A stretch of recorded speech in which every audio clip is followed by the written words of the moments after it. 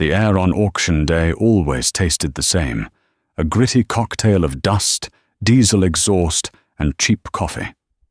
It was the summer of 1968, and the sun beat down on Calhoun County, Iowa, baking the trampled grass of the fairgrounds into a pale, brittle mat. Men in faded denim and sweat-stained seed corn caps stood in tight knots, their arms crossed, their faces grim masks of calculation. An auction was a funeral for one man's dream and a lottery for another's. I stood near the back, my hands shoved deep in my pockets, feeling the familiar weight of the few folded bills that represented my entire liquid worth. My name is Jedediah Stone. My father had left me the farm 2 years prior, along with his ghost, his advice, and a mortgage that felt like a physical yoke around my neck. The advice was simple. Debt is a wolf, son. It looks tame when you feed it, but it'll eat you the second you run out of meat. The auctioneer, a fast-talking man named Miller with a voice like a gravel road, was working his way through a line of tired-looking implements. A John Deere Model A, its green paint faded to the color of moss, went for a song. A New Holland baler with a bent pickup followed. I wasn't here for any of that. My eyes were fixed on the beast that sat at the end of the row, a hulking, forgotten god of iron.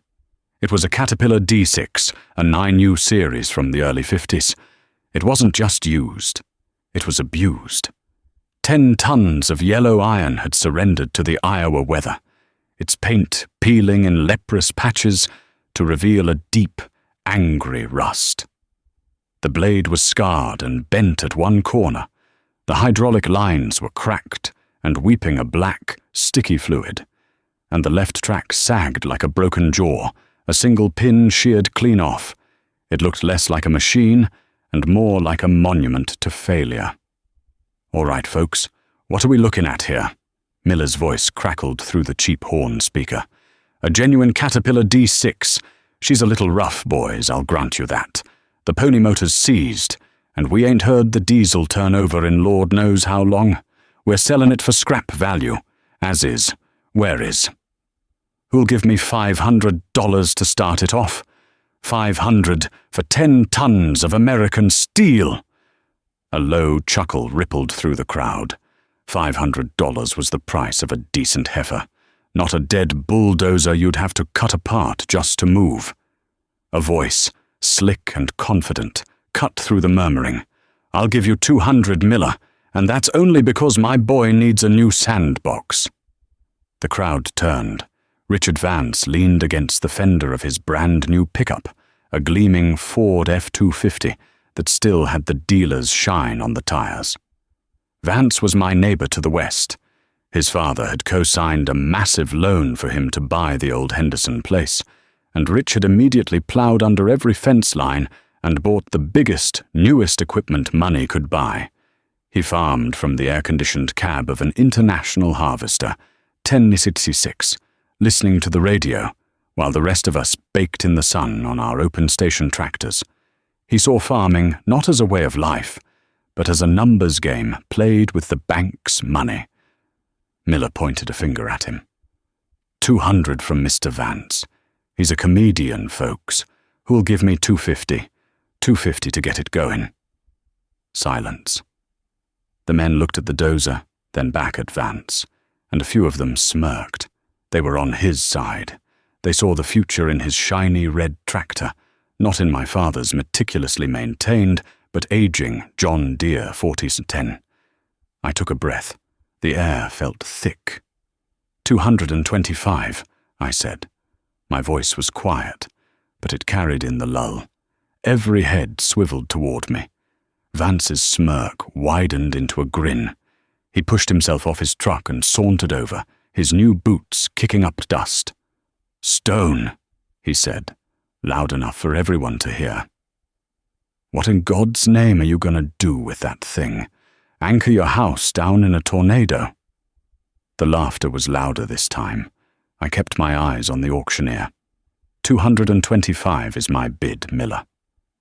Miller, seeing a chance to squeeze a few more dollars out of the joke, pointed at Vance. "Mr. Vance, the boy's calling your bluff. You gonna let him have it for 2.25?" Vance looked at me, then at the Dozer, and made a show of wiping imaginary grease from his hands. "Let him have it. A fool and his money are soon parted.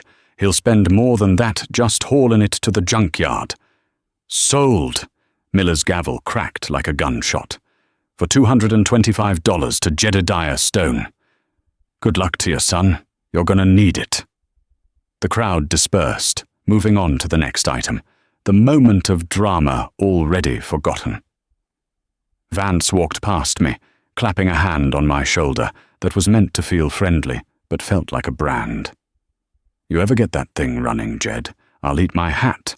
In the meantime, try not to go broke buying spark plugs for it." He walked away, laughing with a few of his cronies. I stood there for a long moment, the sole owner of a 10-ton problem. The $225 felt like 1,000.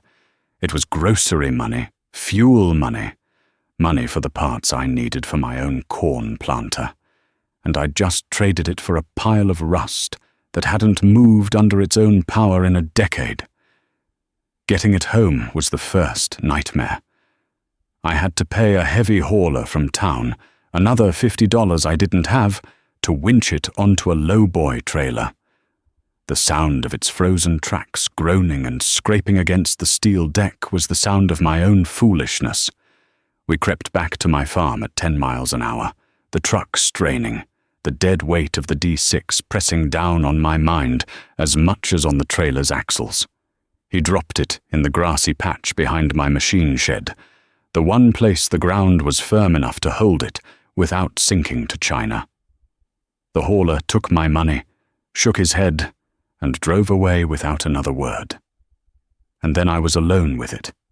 It sat there under the setting sun, casting a long, dark shadow over my yard. It was bigger than I'd remembered. More broken. The scale of the task ahead began to settle in my gut like a cold stone.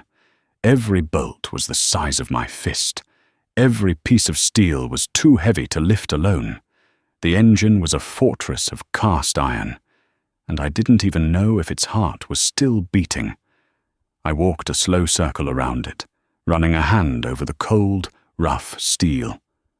I saw the empty grease zerks, the frayed cables, the deep gouges in the blade where it had met rock and hadn't entirely won. Vance was right. Everyone was right. This was a fool's errand. I could hear my father's voice in my head, a low whisper of caution. "Don't bite off more than you can chew, son." But there was another voice, too, a quieter one. It was the memory of my grandfather, a man who had broken this very land with a team of mules and a walking plough. He used to say that the land gives you what you ask of it, but you have to be willing to bleed for it first. There was a 40-acre patch at the back of my property, a swampy, tree-choked mess of clay and fieldstone that nobody had ever been able to tame. It was useless land, but I'd lie awake at night, picturing it cleared, drained, and planted in corn. I couldn't afford to hire a man with a dozer to do it. But maybe, just maybe, I'd just bought the answer. I stood there as dusk settled, the peepers starting up in the ditch, the air cooling. I looked at that mountain of dead iron, and then I looked out past my fields toward the dark line of trees that marked the useless swamp, an impossible machine to fix an impossible piece of land. Now, before we get into the grease and the busted knuckles, the skinned shins and the curse words that hung blue in the summer air, I have to ask you all something. Have you ever taken on a project so big, so utterly impossible, that everyone around you, every sane voice, called you a fool for even trying? Was it a rusty old truck, a dilapidated house, a dream that seemed too far to reach? Let me know down in the comments, because that's the place Jedediah Stone found himself in, that summer of '68, with nothing but a pocketful of lint and a 10-ton pile of somebody else's problems. The first order of business was the pony motor. On those old cats, you didn't just turn a key. The main diesel was a massive, high-compression D318 engine, too big for a conventional starter motor of that era to turn over. So, they bolted a small, 2-cylinder gasoline engine to its side. The pony motor's job was to spin the big diesel up to speed, circulating its oil and warming its cylinders until you could engage the pinion and fire the main engine to life. If the pony didn't run, the Dozer was just a statue. Vance's joke about spark plugs wasn't far off.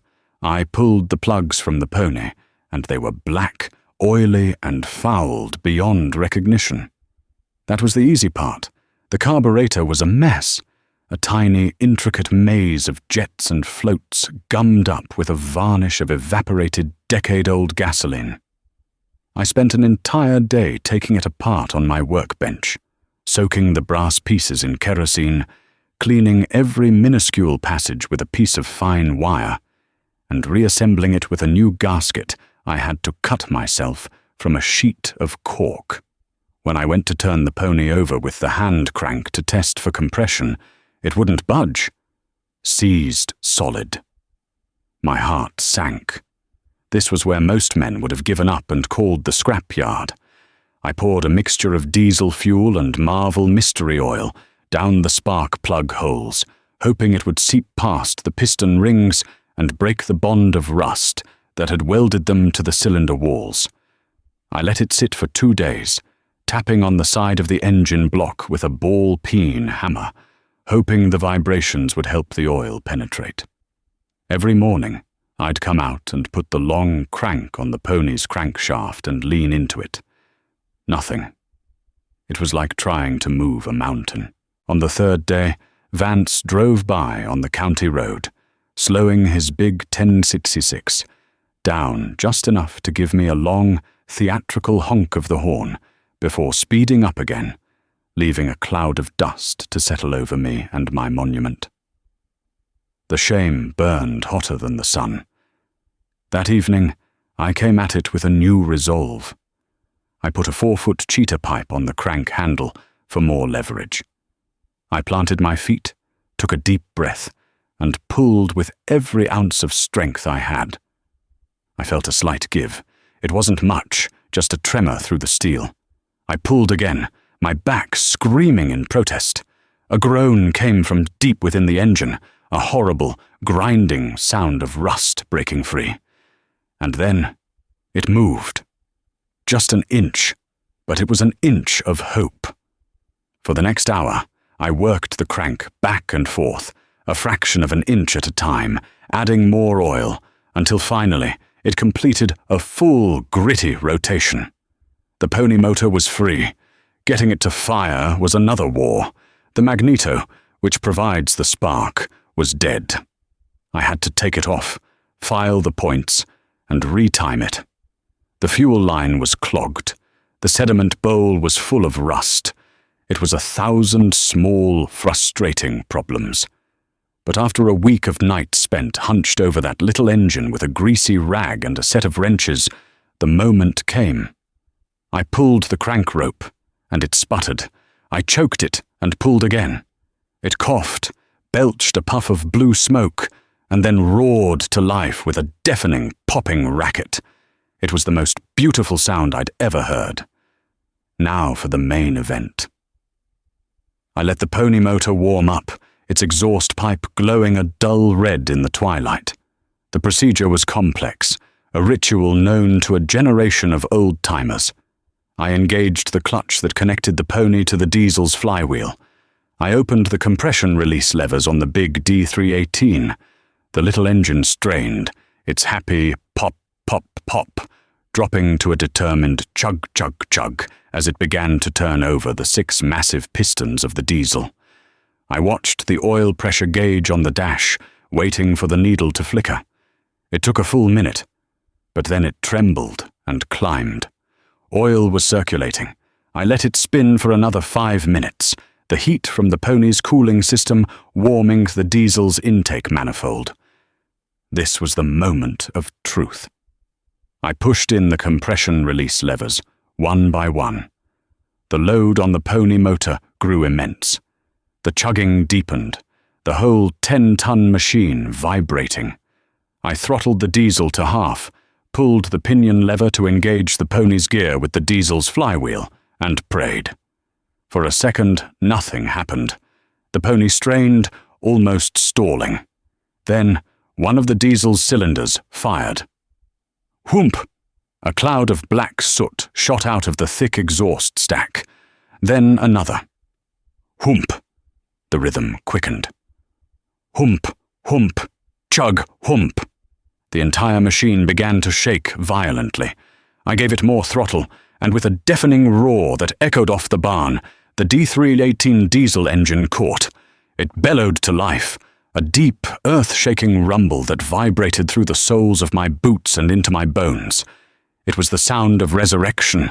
The work that followed was less dramatic, but just as brutal. I had to fix the track. Driving out the master pin required a 16-pound sledgehammer and a pin driver I had to forge myself. It was 3 days of swinging that hammer, my arms feeling like lead, until the pin finally surrendered with a piercing shriek of tortured metal. I welded and reinforced the broken track pad, then spent another 2 days wrestling it back into place and hammering the master pin home. Then came the hydraulics for the blade. The pump was weak and the lines were shot. I spent my last $100 on new hoses and hydraulic fluid. I cleaned the filters, replaced the O-rings, and bled the system. Finally, I climbed into the torn operator's seat, the big diesel rumbling beneath me, and pulled the lever for the blade. With a groan of awakening hydraulics, the massive, scarred blade lifted an inch off the ground, then a foot. It was alive. By the time I was done, it was late August. I had neglected my own fields. The weeds were high in my soybeans. My second cutting of hay was late. The neighbors weren't just scornful anymore. They were pitying. Poor Jed, they'd say at the co-op. His father worked so hard to build that place up, and he's letting it go, playing with that old piece of junk.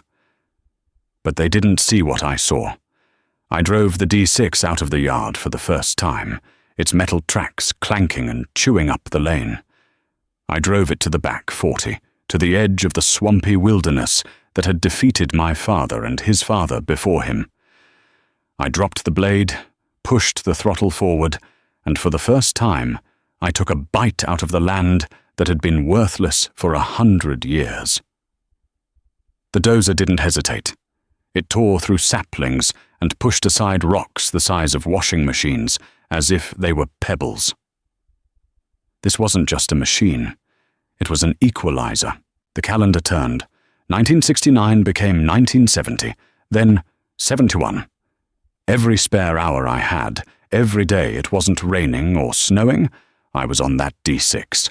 I cleared trees, dug drainage ditches a quarter-mile long to channel the water away, and scraped the rich black topsoil off the high spots to fill in the lows.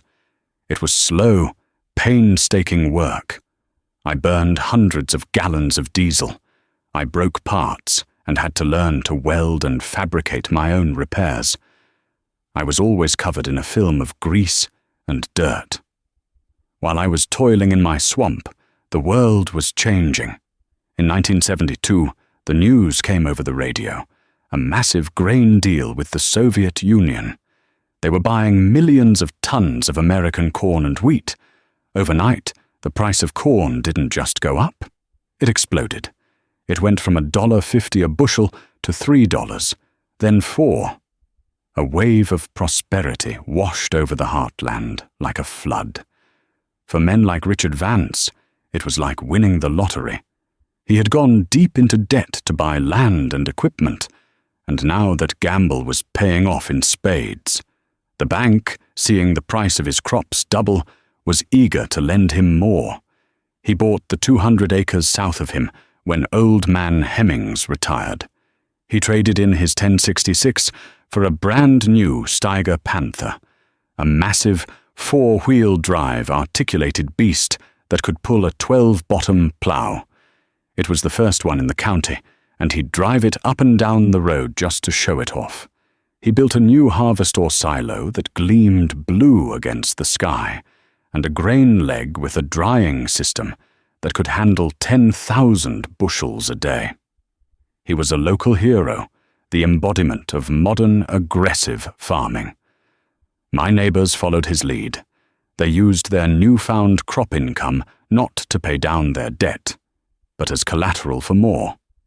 They bought new combines, bigger planters, and more land. The talk at the diner was all about expansion, about getting bigger or getting out.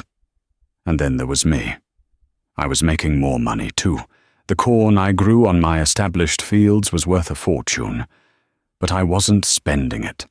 I took that money and I made extra payments on my mortgage. I put a modest sum in a savings account at the Calhoun County Bank. I kept driving my old John Deere 4010. I kept fixing my own machinery, and I kept working on my back 40. By the fall of 1974, it was done. 40 acres of the richest, blackest soil you ever saw, tiled, drained, and perfectly level, lay waiting for the plough. I had done it without borrowing a single penny, but to everyone else, I looked like a failure. Vance stopped me on the road one day. He pulled his shiny new truck alongside my dusty 4010. "Stone," he said, shaking his head with a look that was part pity, part disgust. "Corn is $5 a bushel. The whole world is grabbing for the brass ring, and you're still tinkering with that old junk. You could have leveraged your land, bought out the Miller place. You could be running 1,000 acres by now." "I'm running what I own, Rich," I said, my hands tight on the steering wheel. "You own this," he said, waving a hand at my small fields, "while the rest of us are building empires. You're scared. Your old man filled your head with all that Depression-era nonsense about debt, and you're going to miss the biggest opportunity of our lifetime because of it." He drove off before I could answer, and for a moment I wondered if he was right. I saw the new pickups, the wives with new clothes, the vacations to Florida I heard them talking about. My hands were calloused and permanently stained with grease.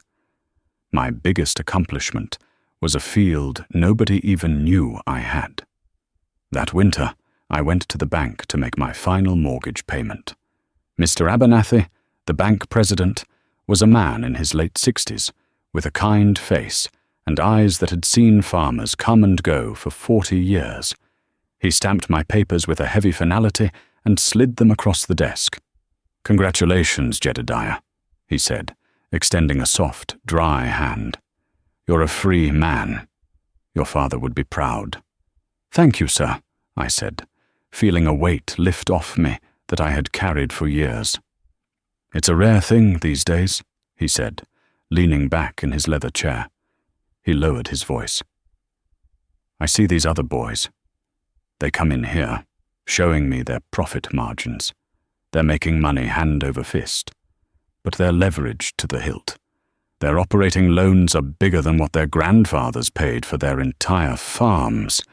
It works when corn is $5 and interest is 7%. He paused, looking out the window at the falling snow. But I was listening to the news from Washington. They're talking about inflation, talking about raising the prime rate to fight it. These good times.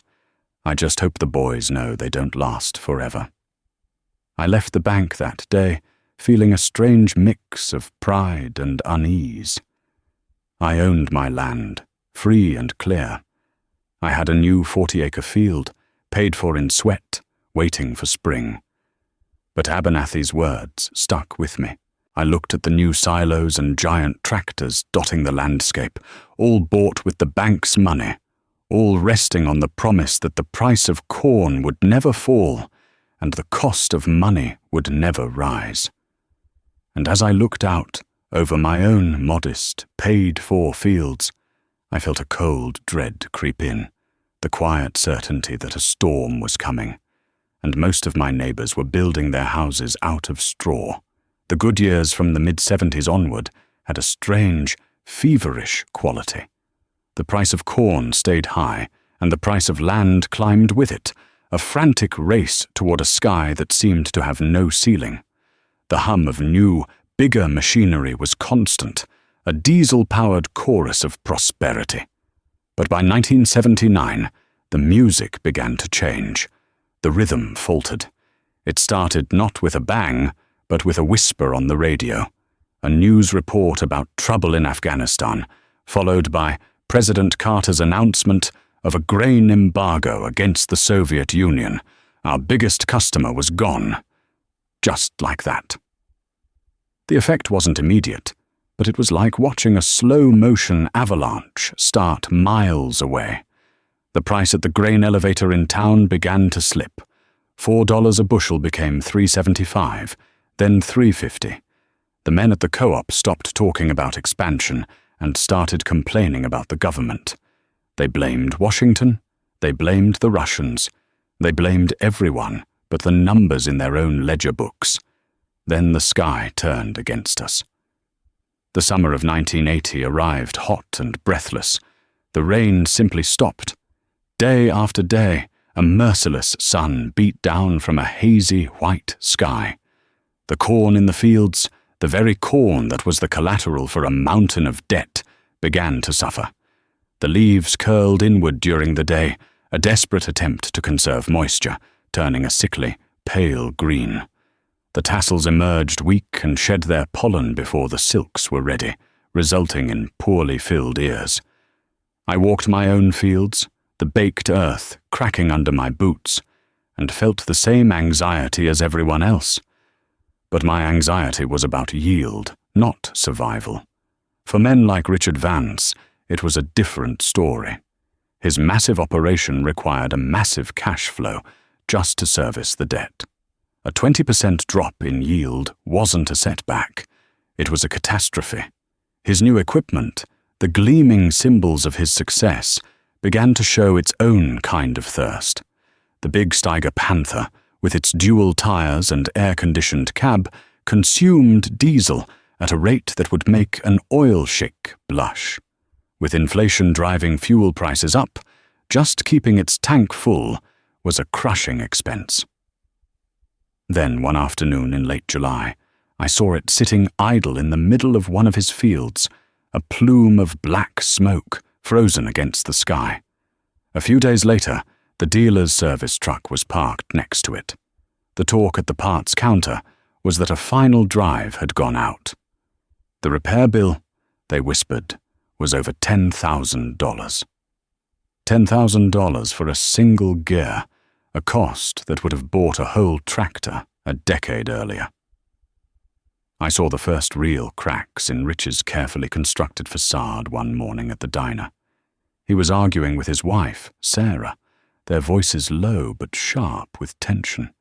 He looked tired, his face drawn and pale beneath his tan. He'd lost weight. The confident swagger was gone, replaced by a restless, hunted energy. He spent more time on the phone in the co-op office than he did in his fields.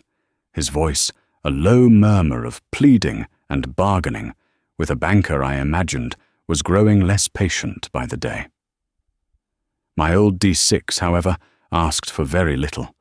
It sat behind the shed, its yellow paint faded to a soft butter color, its scars a testament to the work it had done. That fall, after my own harvest was in, a disappointing one, but one that I could absorb. My neighbor to the north, old Tom Peterson, had a problem. The creek that ran through his pasture had jumped its bank in a rare gully washer of a thunderstorm, washing out a crossing and cutting his cattle off from their best grass. He couldn't afford to hire a contractor. I fired up the D6. The diesel engine roared to life with the same reliable thunder it always had. I spent 2 days in that creek bed, pushing gravel and dirt, rebuilding the crossing. The Dozer's simple, powerful hydraulics didn't care about inflation. Its heavy steel tracks didn't care about the price of corn. It only cared about the angle of the blade and the push of the engine. When I was done, Tom tried to pay me. I waved him off. "Just make sure my wife gets a couple of your best roasts for the freezer this winter, Tom," I told him. He shook my hand, his eyes watery. As I drove the D6 back home, its tracks clanking on the gravel road, I passed the edge of Vance's property. His crippled Steiger was still sitting in the field, waiting for a part that was on back order. The weeds were growing up around its giant tires.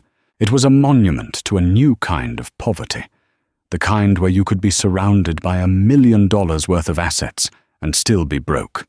The world he had built was too complicated, too expensive to maintain.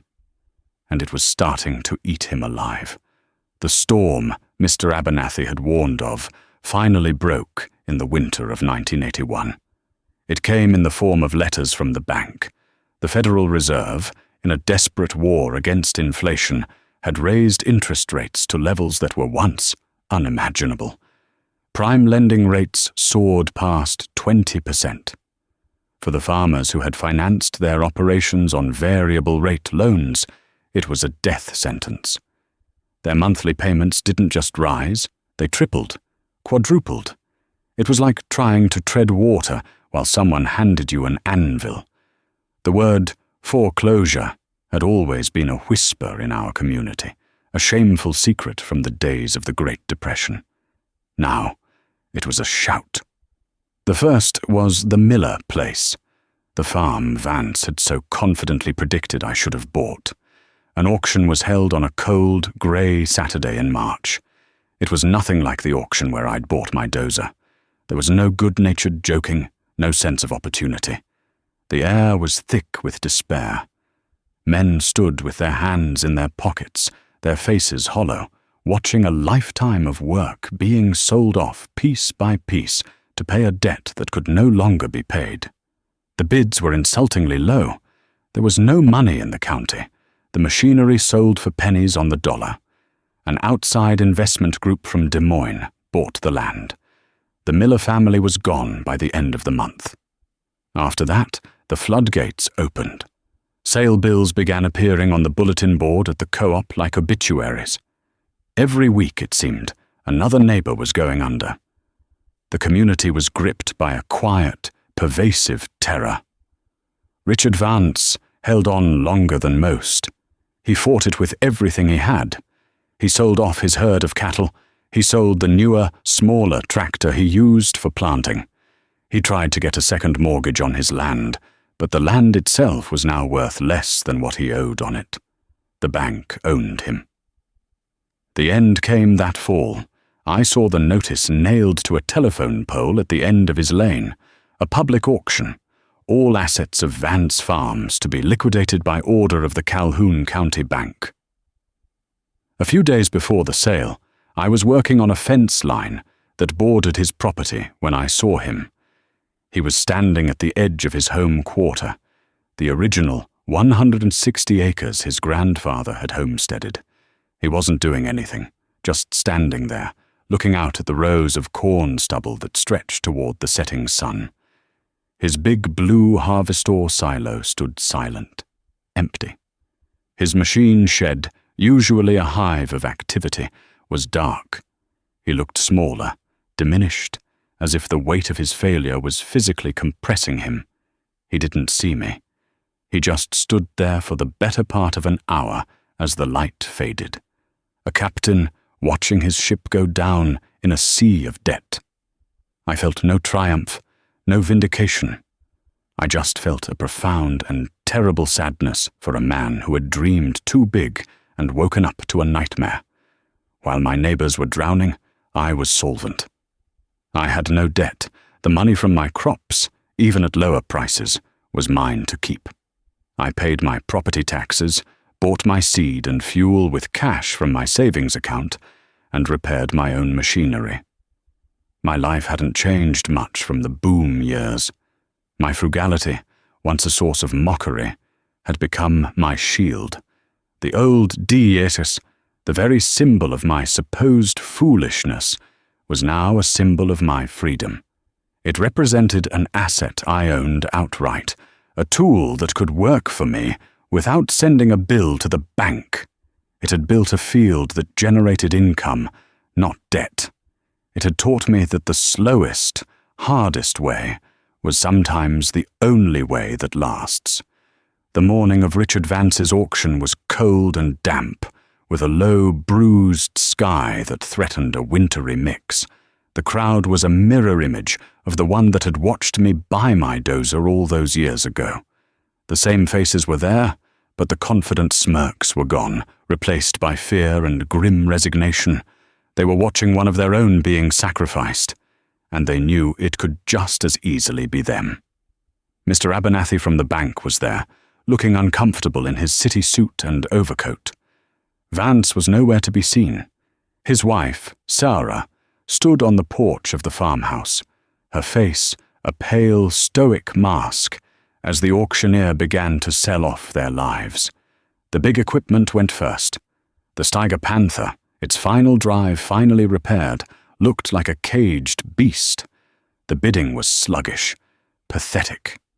It sold for less than a third of what Rich had paid for it. The giant combine, the planters, the plows. It was a bloodbath. The bankers huddled together, their faces grim, calculating their staggering losses. Then the auctioneer moved to the land. He sold it off in parcels.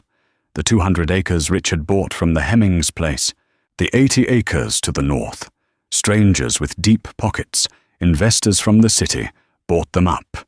Men who saw the land not as a home, but as a number on a spreadsheet. Finally, they came to the last parcel, lot number 1, the home quarter. 160 acres with farmhouse, barns and machine shed. The place where Rich had grown up, the heart of his family's legacy. "All right, folks, this is the one you've been waiting for," the auctioneer called out, his voice trying for a cheerfulness that fell flat. "The original Vance homestead. Who'll start the bidding at $100,000? Silence. 100,000 was a fortune in those days, and the local farmers who were still solvent were too scared to spend it. The city investors seemed to have gotten what they came for. The silence stretched, heavy and awkward. "Folks, this is prime Iowa farmland," the auctioneer pleaded. "Let's get it started. 75,000? Who'll give me 75? Mr. Abernathy looked out at the silent crowd, his disappointment clear. He was about to lose the last piece of a local family farm to an outsider. I took a breath. The cold air burned in my lungs. I thought of my father's words about the wolf of debt. I thought of my grandfather breaking the sod with mules. I thought of Rich, standing alone in his field, a broken man. 80,000, I said. My voice was clear and steady. Every head turned toward me. A ripple of shock went through the crowd. Jedediah Stone, the man who never spent a dime, was bidding. Mr. Abernathy's eyes met mine, and a flicker of understanding, of relief, passed between us. An investor in the back, seeing a local trying to save the place, decided to play. 85, he called out. 90, I said immediately, without hesitation. 95, the investor countered, a smirk on his face. He thought he could break me. I had spent the last week with Mr. Abernathy, going over my finances. I knew exactly what I had. I knew what this land was worth, not just in dollars, but in history, in community. $110,000, I said, my voice ringing out across the yard. The investor's smirk vanished. He shook his head and turned away. He was done. The auctioneer looked at me, then at the crowd. 110,000, going once, going twice. He paused, his eyes scanning for any other bids. There were none. His gavel came down with a sharp crack that echoed off the silent barn. Sold. To Jedediah Stone. A quiet murmur went through the crowd. It wasn't a cheer, but it was a collective sigh of relief. The homestead was safe. It was staying in the community. I found Rich later that afternoon in his machine shed. He was sitting on an overturned bucket, surrounded by the empty spaces where his tools and machinery had once been. The place felt like a tomb. He didn't look up when I came in. "Come to Gloatstone?" he asked, his voice rough. "Come to see what's left of the Empire." I walked over and stood in front of him. I held out a set of keys. "These are for the house," I said quietly. "And this is a rental agreement." He looked up then, his eyes filled with a confusion that warred with his pride. "What are you talking about? I'm not kicking you out, Rich. I'm renting the homestead back to you for $1 a year. You and Sarah can stay as long as you need to." I paused, then held out a second piece of paper. "And this is a contract. I need a good man to help me run my operation. It's gotten a little bigger today. The pay isn't great, but it's a start. It's a way back." He stared at the papers, then at me, his jaw working. The hard mask of his pride began to crumble. His eyes welled up. "Why?" he choked out. "After everything, all the times I laughed at you." "Why?" "Because that's what neighbors do," I said. "And because my father always told me that the only thing worse than having the wolf at your own door is watching it devour the man next to you." He didn't take the papers. He just sat there, his head in his hands, and for the first time in his life, Richard Vance wept. I left the keys and the contracts on a clean spot on the workbench and walked out, leaving him to his grief and his first, fragile glimmer of hope. The years that followed were quiet and steady. The farm crisis slowly receded, leaving deep scars on the landscape and the community. Some families never recovered, but for those of us who survived, there was a new, hard-won wisdom. The talk at the diner was no longer about getting bigger, but about getting smarter. It was about sustainability, about managing risk, about leaving something for the next generation. Rich and I worked side by side. The rivalry was gone, burned away in the fire of his ruin, and forged into a partnership in the years of rebuilding. He was a good farmer, a brilliant mechanic when he wasn't blinded by ambition. He taught me things about crop science I never knew, and I taught him how to rebuild a transmission with nothing but a set of wrenches and patience. Together, we made both farms prosper. In time, he saved enough to buy back the homestead from me, for the exact price I had paid.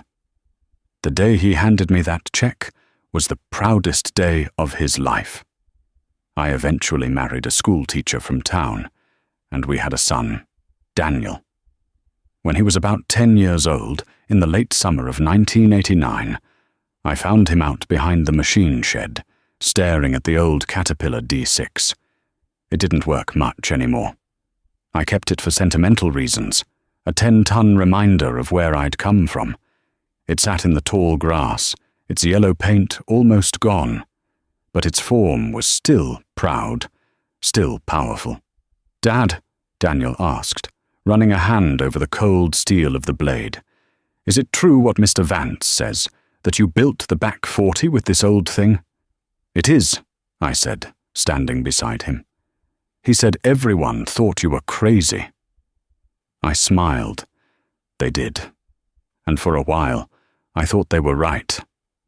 I looked from the Dozer out to the fields, lush and green under the late afternoon sun.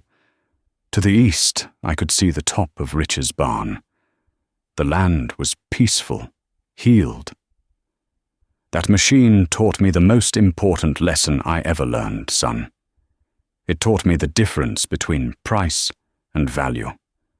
People get so busy chasing the price of things, the price of land, the price of corn, the price of a new tractor, that they forget the value of things, the value of having no debt, the value of a good neighbor, the value of your own 2 hands.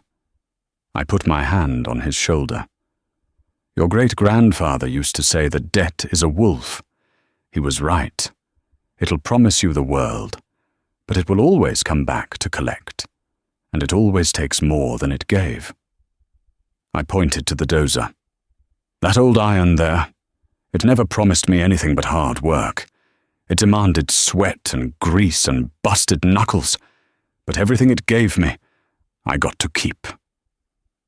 We stood there for a long time, father and son, as the sun dipped low, casting a long shadow from the old machine across the yard.